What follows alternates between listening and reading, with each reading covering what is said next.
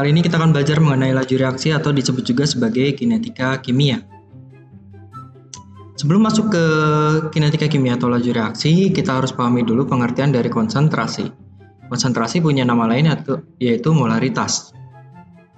Konsentrasi A itu akan dilambangkan dengan A, lalu ditutup kotak seperti ini.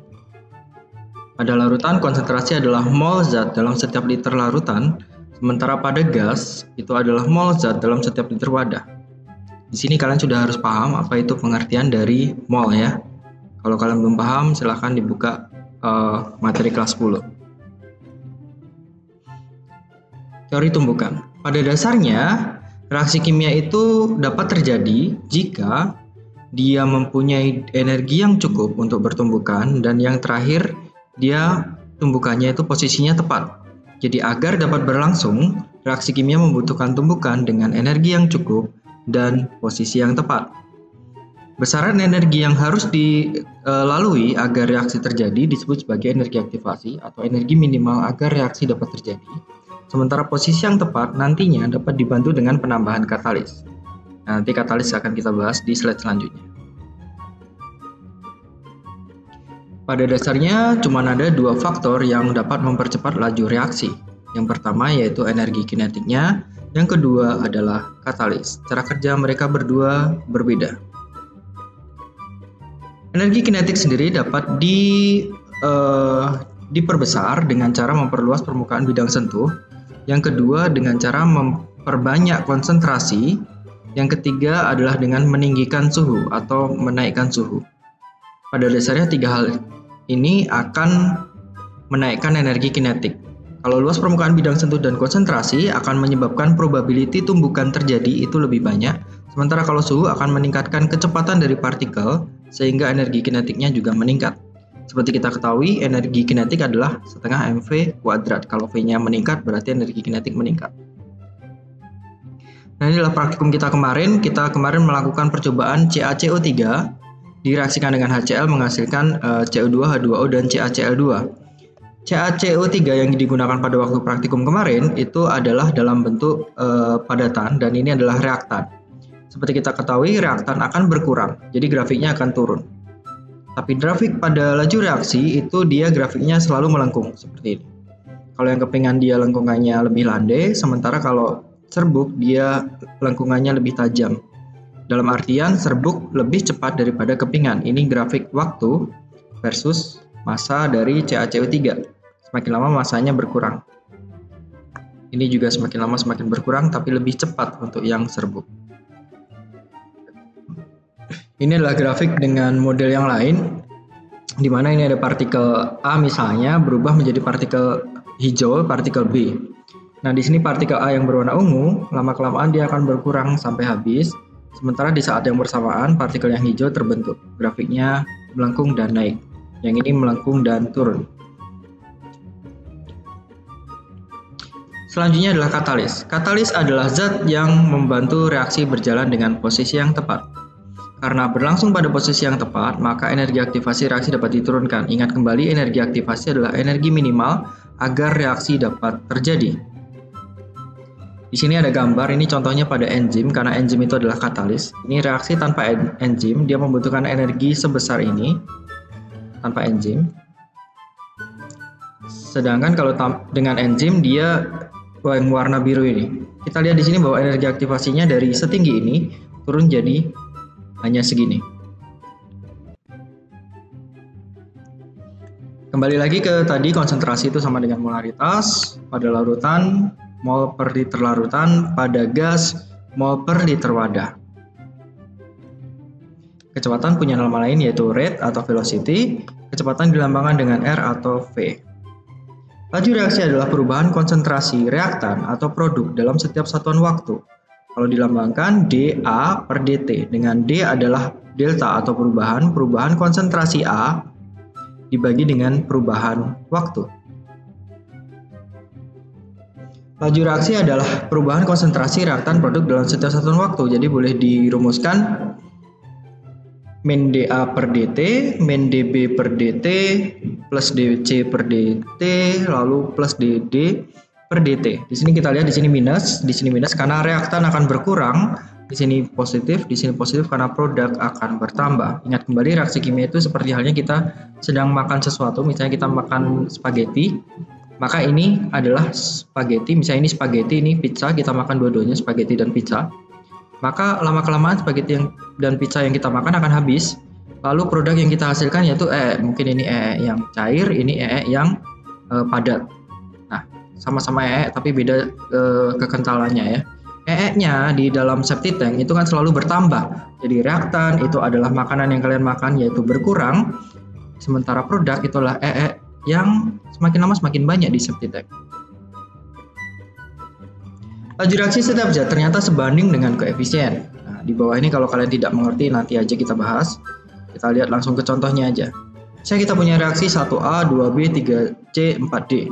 Koefisien adalah 1, 2, 3, 4. Berarti perbandingannya 1 banding 2 banding 3 banding 4. Kalau ini kecepatannya 10, maka ini kecepatannya 20. Maka ini kecepatannya 30, maka ini kecepatannya 40. Nah, selain ada laju masing-masing zat, ada juga namanya laju relatif. Laju relatif itu bukan laju reaksi. Laju relatif adalah kecepatan zat ini dibagi dengan koefisiennya. Jadi laju relatif pada reaksi ini sama, yaitu kalian boleh cari dengan A berarti 10 dibagi 1, kalau kalian cari dari C berarti 30 dibagi 3, kalau kalian cari dari B berarti 20 dibagi 2. Hasilnya sama, semua laju relatif dari reaksi ini adalah 10. Di sini ada soal. Jika kecepatan laju pengurangan konsentrasi BR2 adalah 3, ini BR2 3, berapa laju pengurangan konsentrasi NO dan laju penambahan konsentrasi NOBR? Nah, kalau ini 3, berarti ini 6. Ini 6. Laju relatifnya kalian boleh cari dari ini, atau ini. Terserah. Kalau dicari, laju relatifnya adalah 3. Lanjut.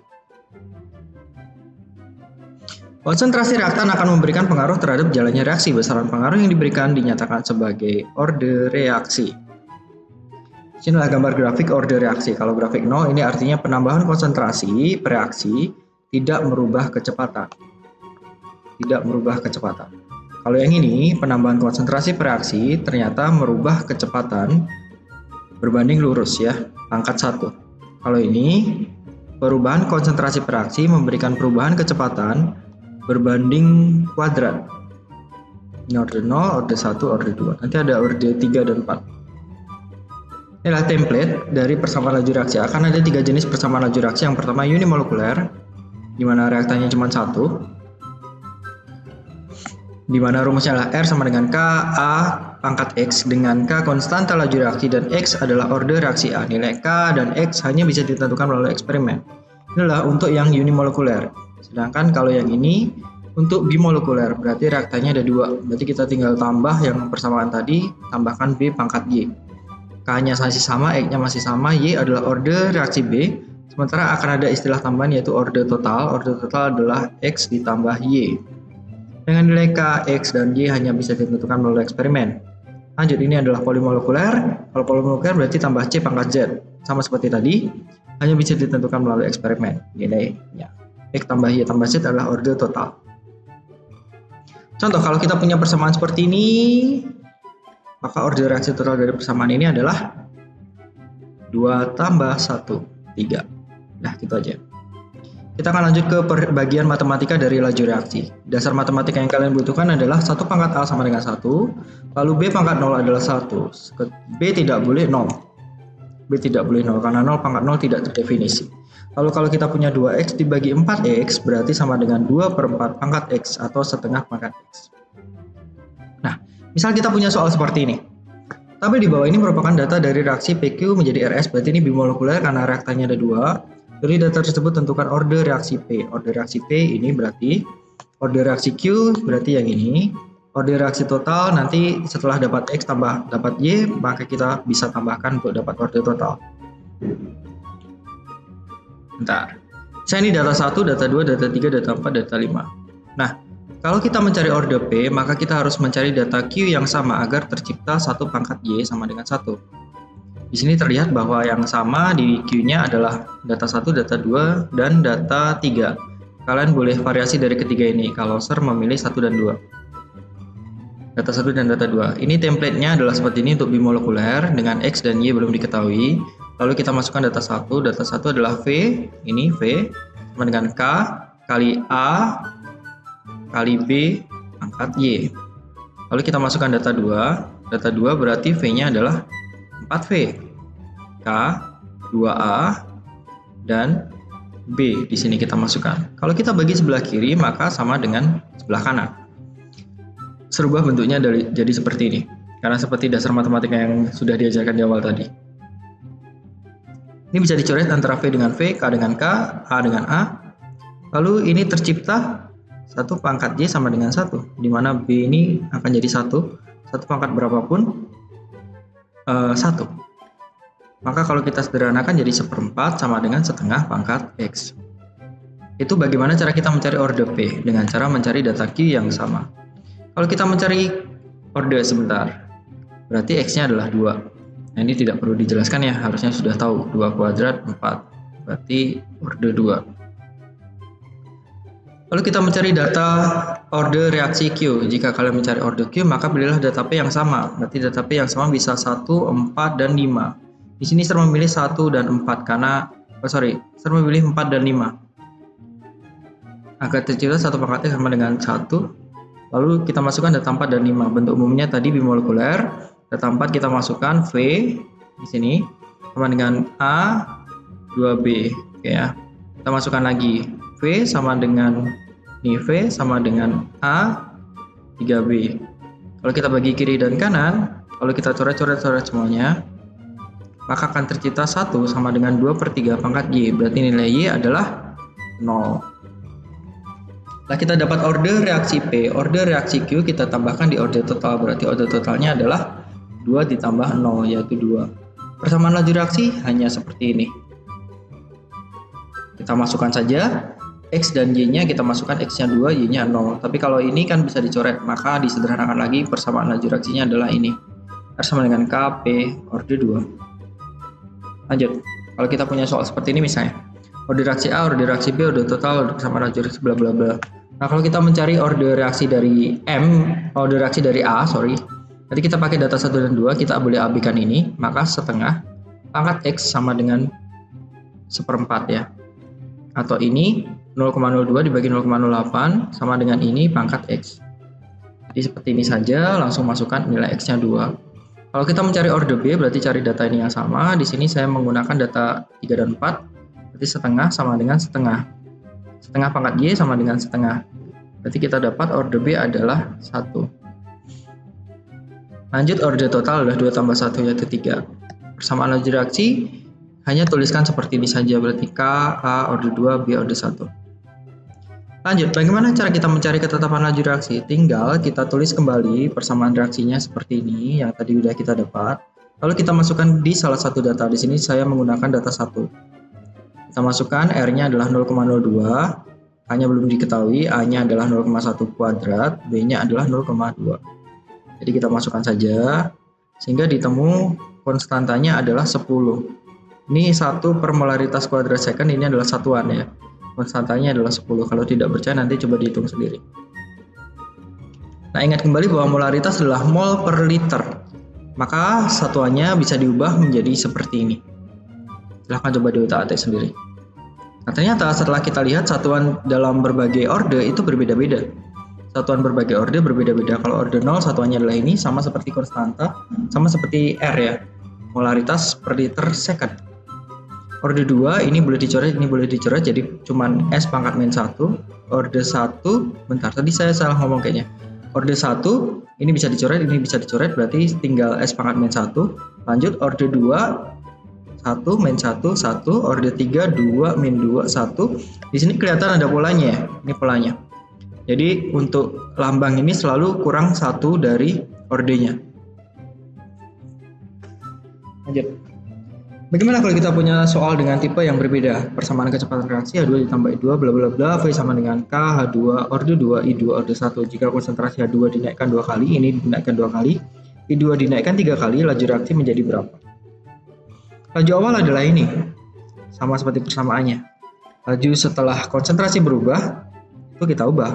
PT berarti kita pakai kecepatan akhir, sama dengan K, H2-nya jadi 2 kalinya, I2-nya jadi 3 kalinya. Kalau kita bagi kiri dan kanan, maka kita dapat perubahannya adalah 2 kuadrat ini hilang jadi 2 kuadrat dikali 3. Udah selesai. Jawabannya adalah 12. Pada soal kedua, reaksi antara NO dan O adalah reaksi periode 2 terhadap NO dan periode 2 untuk O2. Jika konsentrasi kedua reaksi dijadikan 3 kali semula, tentukan laju reaksi semula. Nah, kita tinggal tuliskan aja laju awalnya seperti ini, orde 2 terhadap NO, orde 2 terhadap O2. Kita bagi saat berubah, sama seperti tadi, maka ketemu 3 kuadrat, kali dengan 3 kuadrat ketemu, jawabannya adalah 81. Lanjut selanjutnya. Tipe soal yang berbeda. Harga laju reaksi bertambah 2 kali jika suhu dinaikkan 100 derajat Celcius. Reaksi A ditambah B menjadi C, harga laju reaksi adalah 3 pada suhu 150. Jika reaksi dilakukan pada 550, nilai laju reaksinya berapa? Ada 2 cara untuk mencari jawaban dari soal ini. Kalian boleh menggunakan deret geometri atau pakai cara manual aja. Kalau kalian tidak mengerti deret geometri, ya udah pakai cara manual. Pada saat 150 derajat, kecepatannya adalah 3. Setiap naik 100, kecepatannya jadi 2 kali. Nanti kalau 250 jadi 6. Kalau 350 jadi 12. Kalau 450 jadi 24. Kalau 550 jadi 48. Berarti kecepatan akhirnya adalah 48. Kalau kalian pengen menggunakan rumus boleh. Rumusnya rasionya adalah 2. Sementara, nah seperti ini. Ini adalah rumusnya. Dengan N-1 adalah suhu akhir dikurangi suhu awal dibagi dengan delta T-nya, kenaikannya berapa derajat gitu.